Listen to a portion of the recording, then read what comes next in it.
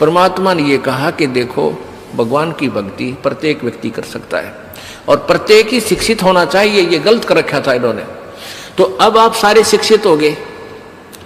अब मालिक ने जो खेल खेला है, ये समय इंतजार किया है कि अब अपनी प्यारी आत्माओं को अपनी महिमा में अब बताऊंगा और सारे सबका समझ में आवेगी। अब आप सभी शिक्षित हो गए और सभी को मंत्र ये परमात्मा की वाणी याद होगी। छोटे छोटे बच्चा के पूरी आरती याद हो रही है भगवान की वाणी की। अब एक रुई,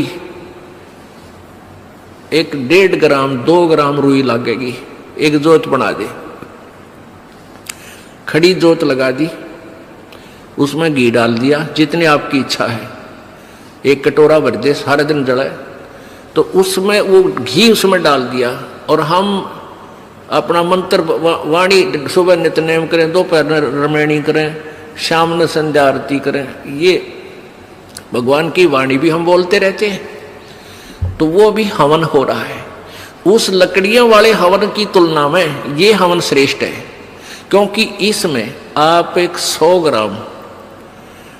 ग्राम रुई में 1 क्विंटल घी हवन कर सकते हो। उसमें घी, उसकी जोत ने जलन नहीं दे, उसमें डालने जावेगी। 100 ग्राम जोत में 1 क्विंटल घी हवन कर सकते हो आप।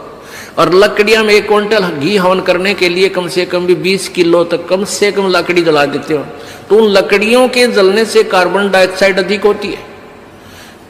उस 2 धड़ी यानी 20 किलो लकड़ी समाप्त की जलने की तुलना में एक 100 ग्राम रुई की का प्रदूषण उससे कई हजार गुना कम होगा। तो हमने ये अपनाना है, तो हम अपना हवन डेली करें हैं।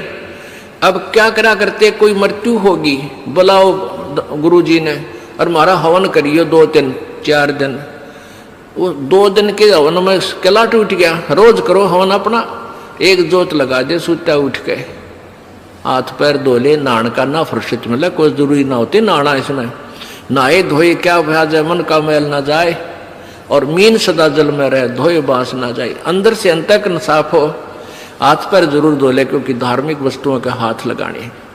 और जोत ला दे, अपना मंत्र करता रहे, काम करता रहे, अपनी आरती बोल ले, जा नित्यनेम भी कर ले, रोटी पोए जा, नित्यनेम चलता रहे। आजकल तो आधुनिक बहुत से उपकरण हो गए हैं, वैसे भी याद हो जाते हैं कुछ दिनों में।